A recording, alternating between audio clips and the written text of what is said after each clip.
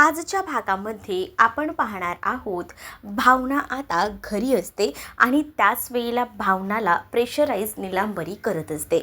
कारण तिला असं वाटत असतं की सगळ्यांच्या समोर ना आता सत्य यायला हवं आणि त्यासाठी तिची धडपड सुरू असते. इकडे सिद्धू जो आहे तो मात्र आता आवाज चढवतच निलांबरीला बोलत असतो की तू जरा शांत बसतेस का वहिनी. पण आता निलांबरी म्हणते की तू माझ्यावर आवाज चढवून काय होणार आहे, जे सत्य आहे ते लपून राहणार आहे का.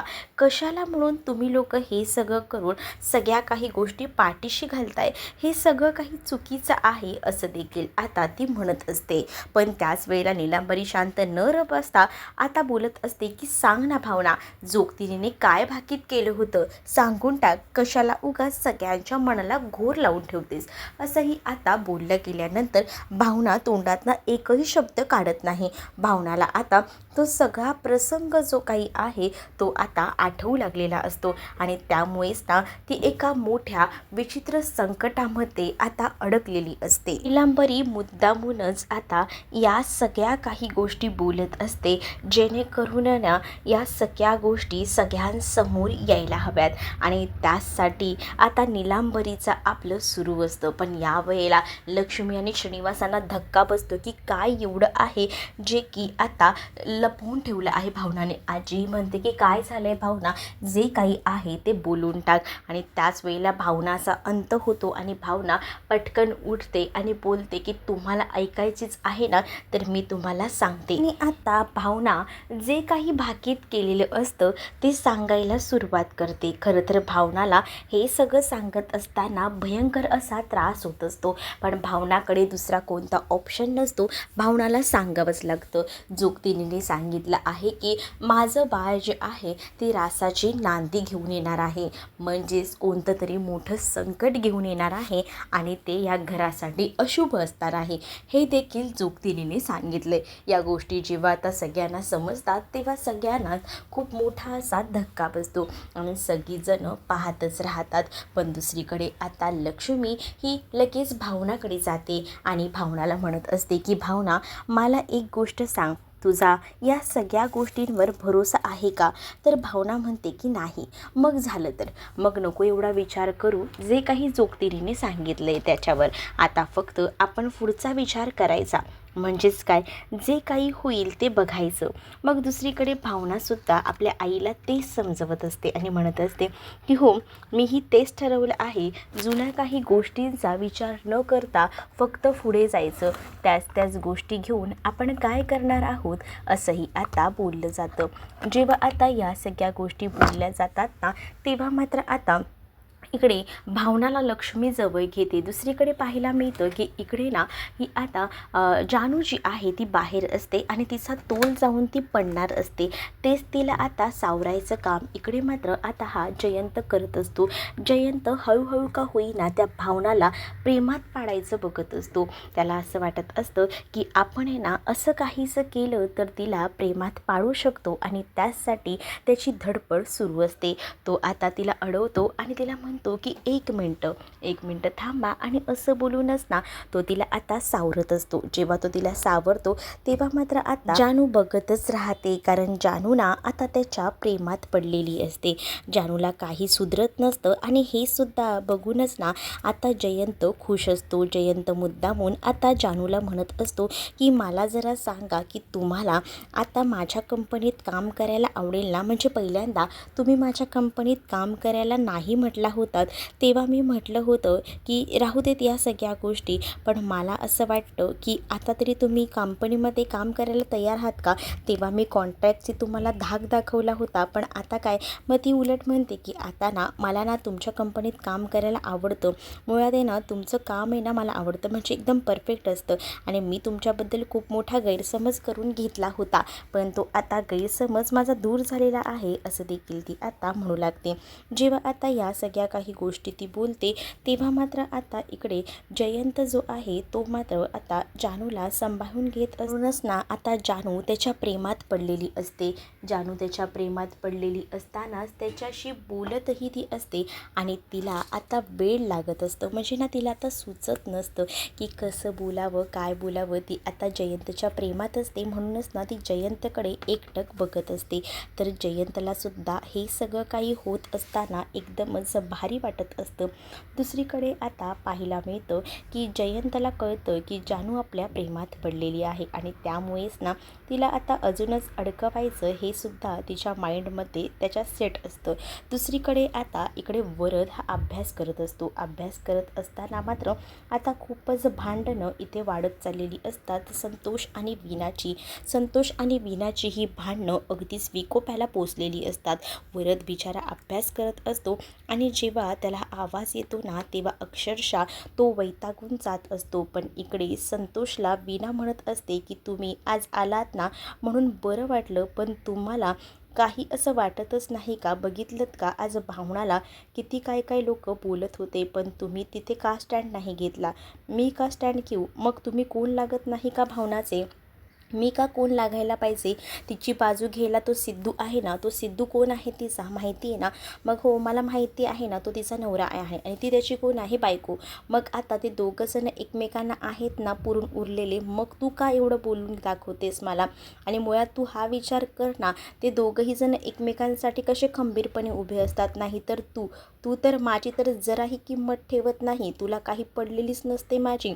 असंही आता इथे संतोष जो आहे तो बोलत असतो. संतोषचा आवाज ना एवढा वाढत असतो ना की इकडे वरद अभ्यास करत असताना त्याला ना नुसता डिस्टर्बन्स होत असतो. त्याने अक्षरशः ना दारही लावून घेतलेलं असतं उठून, कारण ना तो आवाज ना त्याच्या अगदी कानात बसत असतो. दुसरीकडे सिंचना घरातली कामं करत असते आणि हे सगळं बघून लक्ष्मी म्हणत असते की हे काय सिंचना, तू अजून गेलीसच नाही का? त्यावर लक्ष्मी तिला म्हणते की अगं चल आता गेलात तरी चालेल. पण सिंचना म्हणत असते की आहे ना आई, सगळीजणं निघून गेले, वहिनीही निघून गेल्या, पण घरात पसारा तसाच होता, तुम्हाला किती आवरायला लागेल ना, म्हणूनच मग मी थांबले होते. म्हटलं एवढं सगळं आवरते आणि मग जाते.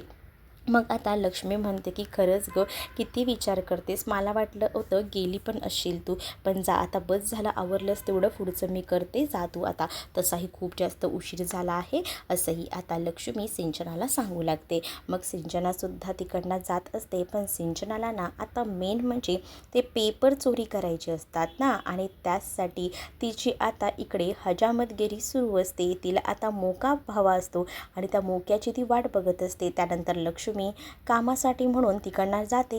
तर दुसरीकडे मात्र हरीश ना श्रीनिवासांसोबत बोलत असतो. म्हणजेच तो श्रीनिवासांना आता सांगत असतो की बाबा आता ना काळजी नाही आहे, म्हणजे ना आमच्या कंपनीमध्ये ना नवनवीन प्रोजेक्ट्स जे आहेत ना ते येत राहतात आणि ते काम ना मला आता जमायला लागले, असं देखील तो आता आपल्या बाबांना सांगत असतो.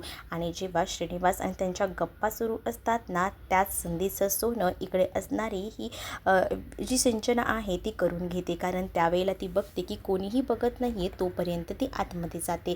इकडे आता संतोष आणि वीणाची भांडणं वाढत असतात आणि इथे वरद म्हणत असतो की ह्यांची भांडणं एवढी का होत आहेत? जेव्हा आजी आजोबांच्या घरी आम्ही राहत होतो तेव्हा एवढी भांडणं तर व्हायची नाही, मग आता ही लोक एवढं का भांडतायत हा सुद्धा मेन मुद्दा असतो आणि कळत नसतं की काय बोलावं ते. तर दुसरीकडे मात्र आता इकडे जो वरद असतो तो वैतागलेला असतो, कारण ह्यांची भांडणं ना कुठे थांबत नसतात. अक्षरशः नवरा बायको एकमेकांना साथ द्यायला हवी, पण तू मला साथ देत नाही असं संतोष म्हणत असतो. त्यावेळेला वीणाच्या डोळ्यात ना पाणी येतं.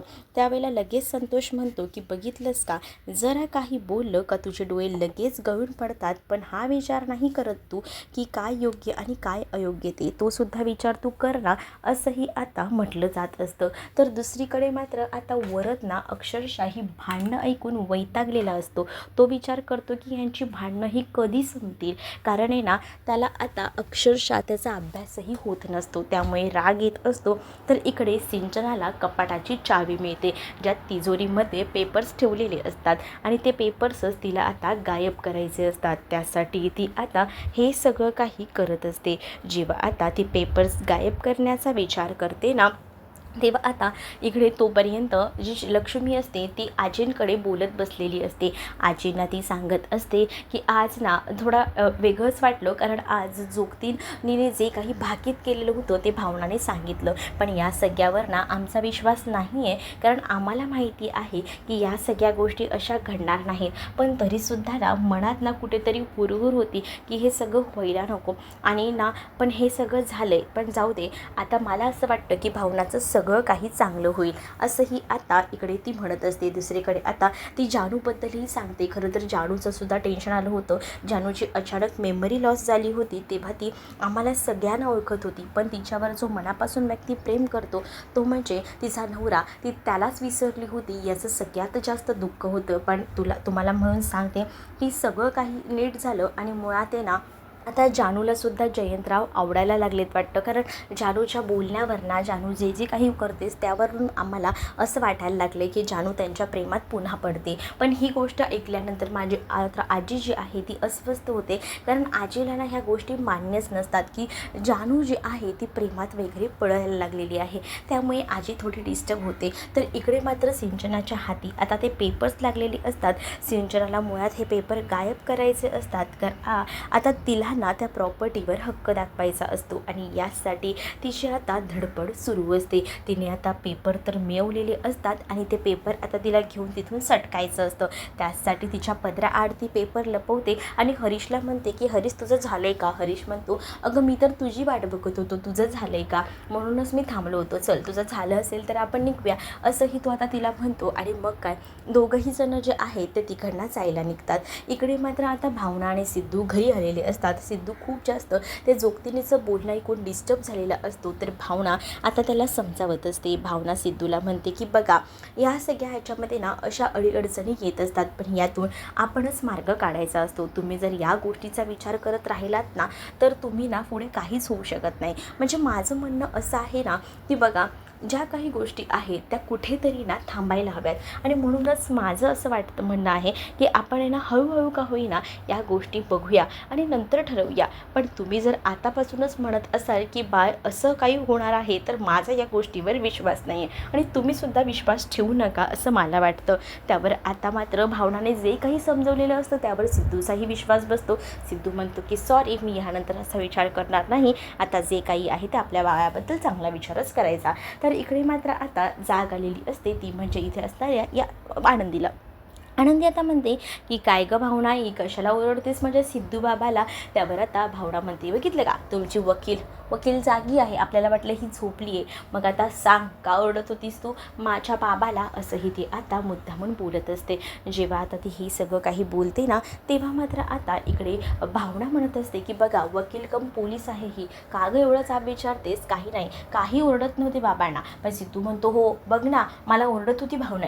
आता मग सिद्धूला भावना म्हणते की बघा, तुम्हाला मांडीवर झोपायला दिलं ना, आता मी ओरडते ना तुम्हाला, जा नको बोलू माझ्यासोबत. आणि ती मांडीवर ना त्याला हाकलून देते. पण आता सिद्धू म्हणतो की नाही गं, भावनाई मला ओरडत नव्हती, प्रेमाने सांगत होती. मग आता आनंदीसुद्धा भावनाच्या दुसऱ्या मांडीवर झोपलेली असते आणि त्याच वेळेला त्यांच्या छान अशा गप्पा सुरू असतात. दोघांनी आता भावनाची मांडी एकदम पकडून ठेवलेली असते, म्हणजे दोघांनी बरोबर एकीकडे डोकं ठेवलेलं असतं आणि दुसरीकडे सिद्धूने डोकं ठेवलेलं असतं. आणि त्यामध्ये त्यांचं सुरू असतं की बाळ आलं तर बाळाची जागा काय ती बघून घ्यायची, आम्ही तर आमची जागा फिक्स केलेली आहे. इकडे अजूनही आता लक्ष्मीच्या डोक्यामध्ये तेच विचार सुरू असतात. लक्ष्मी आता देवाजवळ रात्रीच्या वेळेला सुद्धा दिवा लावते. त्यावेळेला तिला श्रीनिवास विचारतात की अगं लक्ष्मी, तुला काय झालंय, का दिवा लावलायस देवाजवळ, का अशी करतेस. अगं मगाशी तर लावला होतास ना. तेव्हा लक्ष्मी बोलते ते जोगतिनीचं जे काही बोलणं आहे ते अजूनही मनामध्ये तेच साठून राहते, कळत नाही आहे मला की काय करावं. मग त्याच वेळेला ते तिला थांबवतात आणि ते तिला सांगतात की बघ, तूच तर मगाशी म्हणालीस ना की जोगतिनीचं बोलणं एवढं मनाला लावून घ्यायचं नाही, मग काय एवढा विचार करतेस तू, नको विचार करू, सगळ्या काही गोष्टी नीट होतील. कारण मला असं वाटतं ना की बघ, आपण जे आहे तो जास्त विचार केला तर तसंच होईल. आणि तू मुळात मला सांग, भावनाचं जेव्हा लग्न होत नव्हतं तेव्हा आपण काही पत्रिका भावनाच्या दाखवली होती, तेव्हासुद्धा गुरुजींनी काय सांगितलं होतं की भावनाच्या पत्रिकेत दोष आहे. पण तू बघतेस का, आता जेव्हापासून भावनाचं लग्न झालं तेव्हा भावना सुखाने सुखानं संसार करतेच आहे ना सिद्धूसोबत, आणि सिद्धू जर भावनाच्या आयुष्यात असेल ना तर भावनाला कोणतंही दुःख नसणार आहे, हे सुद्धा मला माहिती आहे, असं देखील आता श्रीनिवास हे बोलत असतात. श्रीनिवास जेव्हा या सगळ्या गोष्टी सांगून समजावू लागतात ना, तेव्हा मात्र आता इकडे ह्या सगळ्या गोष्टी लक्ष्मीला सुद्धा पटत असतात. लक्ष्मी बोलते की हो अरे चा, मी तर हे विसरूनच गेले की आपला जावई जो आहे तो नेहमीच आपल्या पाठीशी असतो आणि आपल्या भावनाला सुद्धा तो समजून घेतो. म्हणूनच आता त्यांना असं वाटतं की बरोबर ते काही विचार करतात ते कुठेतरी चुकतोय, असंही त्यांना आता समजून गेलेलं असतं. दुसरीकडे आता जेव्हा ह्या सगळ्या गोष्टी सांगितल्या जातात तेव्हा कुठे जाऊन या सगळ्या गोष्टी ज्या आहेत त्या लक्ष्मीला सुद्धा पटतात. मग आता लक्ष्मी झोपायची तयारी करते, तर दुसरीकडे मात्र आता त्या बिल्डरला संतोषने दुसऱ्या दिवशी कॉल केलेला असतो आणि संतोष त्या बिल्डरला विचारतो की काय केलं आहे, पुढची काय प्रोसेस. तर बिल्डर म्हणतो की तुम्ही कोण बोलताय, मी तुम्हाला ओळखत नाही. अच्छा, आता तुम्ही मला ओळखायला सुद्धा लागलात नाही आहे का, अच्छा. मग आता त्याच वेळेला तो म्हणतो की बघा मी तुम्हाला सांगतोय की मला ना काही झालं तरी 2 रो हाऊस हवे आहेत. तर ते म्हणतात की 2 रो हाऊस सेपरेट असं मिळणार नाही, एकातच काही ते घ्या. मग मला 10 लाख रुपये हवे आहेत, मी काय बाबांना पटवलं आहे, सह्या काही मी तुमच्यापर्यंत घेऊन येतो, पण मला रो हाऊस हवे आहेत, हे आता त्यांना सांगितलेलं असतं. आणि जेव्हा ह्या सगळ्या गोष्टी तो सांगतो ना तेव्हा मात्र आता ते म्हणतात की ठीक आहे, पैसे तर भेटतील, पेपर घेऊन या माझ्याकडे, मग काम होईल तुमचं.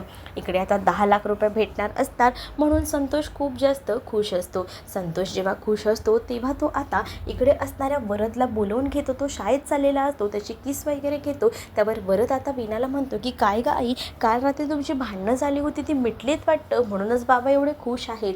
तर वरदला वीणा म्हणते की चल आपल्याला जायचं आहे शाळेत, खाली बस आली असेल. इकडे आता गुरुजींना बोलवून घेतलेलं असतं. गुरुजी घेतात, त्यावर आता रेणुका म्हणत असते की बरं झालं गुरुजी तुम्ही आलात, थांबा तुमच्यासाठी ना पटकन असं ना मी चहा बनवते किंवा मसाला दूध वगैरे घ्या. पण आता गुरुजी म्हणतात की नको, आता तरी सध्या काही नको आहे, त्यापेक्षा एक काम करा, आपण ज्या कामासाठी भेटलो आहे ना ते काम आधी आपण करून घेऊया. मग आता सगळ्यांनाच निलांबरी बोलवून घेते. निलांबरी आता जेव्हा सगळ्यांनाच खाली बोलवते तेव्हा आता पत्रिका वगैरे दाखवली जात असते. म्हणजे जोगतीने जे भाकीत केलेलं असतं ते ऑलरेडी त्या गुरुजींना सांगितलेलं असतं आणि म्हणूनच ते गुरुजी आलेले असतात. आणि गुरुजी जेव्हा तिथे येतात ना तेव्हा आता ते म्हणू लागतात की पत्रिका कुठे आहे, आणि मग पत्रिका वगैरे बघितली जाते आणि ते आता म्हणतात की जे जोगतीने भाकीत सांगितलेलं आहे ते एकदमच चुकीचं नाही आहे, ते बरोबर आहे. म्हणजे गुरुजी तुम्हाला म्हणायचं काय आहे, हे बाळ काही संकट घेऊन येणार आहे का. तर मग आता गुरुजीचं सुद्धा सांगतात की हो, हे बाळ एक नवीन संकट घेऊन येणार आहे. हे बाळ जेव्हा जन्माला येईल तेव्हा कोणाचा तरी मृत्यू होणार आहे, हे अधोरेखित आहे, हे सुद्धा आता ते म्हणत असतात. जेव्हा आता ते ह्या सगळ्या गोष्टी बोलतात ना तेव्हा मात्र आजीला त्याचसोबत सिद्धू आणि भावनाला खूप मोठा धक्का बसतो.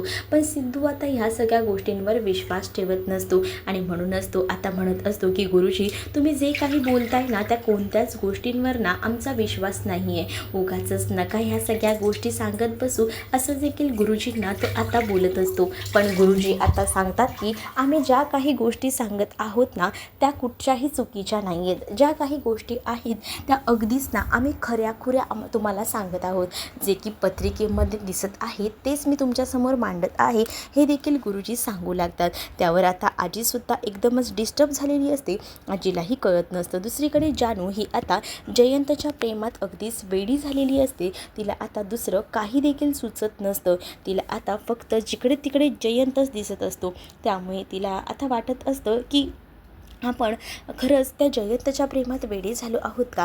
तिला आता बॅकग्राऊंडला सुद्धा अगदीच मला वेडं लागलं प्रेमाचं हे गाणं लागत असतं. आता विश्वा जेव्हा तिच्याकडे बघतो तेव्हा विश्वाला असं वाटतं की ती तिच्याकडे बघते आणि त्याच्याकडे बघते असं जेव्हा त्याला वाटतं ना तेव्हा तोही अगदीच ब्लश करून तिच्याकडे बघत असतो. पण जेव्हा आता तिला फोन येतो आणि तिला बोलवलं जातं ना आतमध्ये, तेव्हा मात्र आता जयंतच्या केबिनमध्ये जाताना ती पुन्हा एकदा तिच्या ओठाला लिप ग्लोज लावते, जेणेकरून ती ना जयंतसमोर एकदम एकदम भारी दिसायला हवी यासाठी तिचं हे सगळं सुरू असतं. विश्वा हे सगळं लांबून बघत असतो. त्याला हे बघून तर धक्काच बसतो. तर त्यानंतर दुसरीकडे आता लक्ष्मी आणि श्रीनिवास हे दोघंही जण बोलत असतात.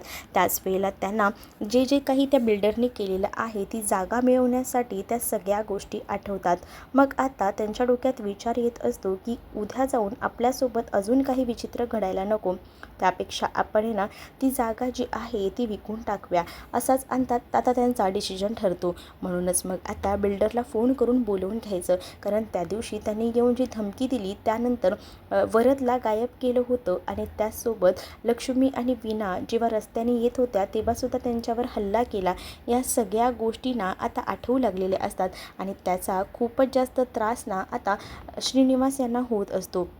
म्हणून श्रीनिवासाने आता ह्या सगळ्या गोष्टींचा विचार करूनच जमीन विकायचं म्हणून आता ठरवलेलं असतं आणि त्यासाठी त्यांनी आता बिल्डरला भेटून बोलून घेऊया आणि या सगळ्या गोष्टी लक्ष्मीला सांगितलेल्या असतात. खरं तर त्यांना हे सगळं जड जात असतं, कारण त्यांनी काही स्वप्न बघितलेली असतात आणि ती स्वप्न आता त्यांना उद्ध्वस्त होताना दिसत असतात. पण लक्ष्मीसुद्धा त्या सगळ्यामध्ये त्यांना मदत करत असते, त्यांना साथ देत असते. लक्ष्मी त्यांना धीर देऊन म्हणत असते की नका इतका विचार करू. दुसरीकडे मात्र आता जानूला जयंतने बोलवलेलं असतं आणि त्यामुळे जानू आता आतमध्ये जाते. जानू आतमध्ये गेल्यानंतर म्हणत असते, बोला ना कानेटकर सर, काय बोलायचं आहे, काही काम होतं का? आता जेव्हा जयंत बघत बसतो ना जानूकडे तेव्हा त्याला जानूमध्ये काहीतरी वेगळं दिसत असतं आणि म्हणूनच तो जानूला विचारतो सुद्धा, तुम्ही आज काहीतरी वेगळ्या दिसताय. जानू म्हणते की कुठे काय, पण जानूने आता आतमध्ये येताना ते लिप ग्लोस लावलेलं असतं ना, त्यामुळे जानूचा चेहरा जरा वेगळाच काहीतरी दिसत असतो. त्यामुळे आता तो जानूकडे बघतो तेव्हा त्याला काय काम असतं ना ते तो विसरतो आणि तो हेही म्हणतो की सॉरी, मी तुम्हाला बोलवलं होतं काहीशा कामासाठी, पण आता ना माझ्या लक्षात येत नाही आहे की मी तुम्हाला कोणत्या कामासाठी बोलवलं होतं ते, असंही आता म्हटलं जातं. त्याच वेळेला आता जयंतला ती म्हणते की इट्स ओके, जेव्हा तुम्हाला आठवेल ना तेव्हा मला तुम्ही सांगा, मग मी तुमच्याकडे पुन्हा येते, मग तुम्ही मला तेव्हा ज्या काही गोष्टी आहेत त्या बोला, असंही ती म्हणू लागते. जेव्हा आता हे सगळं बोलून ना ती आता तिकडनं जात असते तेव्हा जयंत तिच्याकडे बघत असतो. जयंतला कळतं की ही बरोबर आपल्या प्रेमात पडत चाललेली आहे आणि त्यामुळे जयंत हा खुश असतो. जानूसुद्धा बाहेर येते. आता ती लाजत असते, ब्लश करत असते. विश्वा हे सगळं बघतो, त्याला राग येत असतो. विश्वा विचार करतो की हे सगळं काही जानूचं अति होत चाललं आहे, ती जयंतमध्ये गुंतत चालली आहे, पण हे सगळं कुठेतरी थांबायला हवं, त्यासाठी जानूशी मला बोलायला हवं, असाही विचार ना आता त्याच्या डोक्यामध्ये सुरू असतो आणि त्याचसाठी तो आता प्रयत्नही करणार असतो. तर पुन्हा एकदा जानूला आता जयंतचा कॉल येतो आणि जयंत आज जानूला म्हणत असतो की मिस जान्हवी जरा कॅबिनमध्ये या. त्यावर जान्हवी म्हणते की हो आलेच आणि जान्हवी पुन्हा एकदा खुश होऊन आतमध्ये जाते. जयंतला ती आता विचारत असते, मिस्टर कानेटकर येऊ का मी आतमध्ये? आता जयंत तिला बोलवतो. जयंत म्हणतो की मगाशी तुम्हाला सांगायचं होतं ना ते विसरलं आणि पुन्हा एकदा तुम्हाला बोलवावं लागलं यासाठी सॉरी.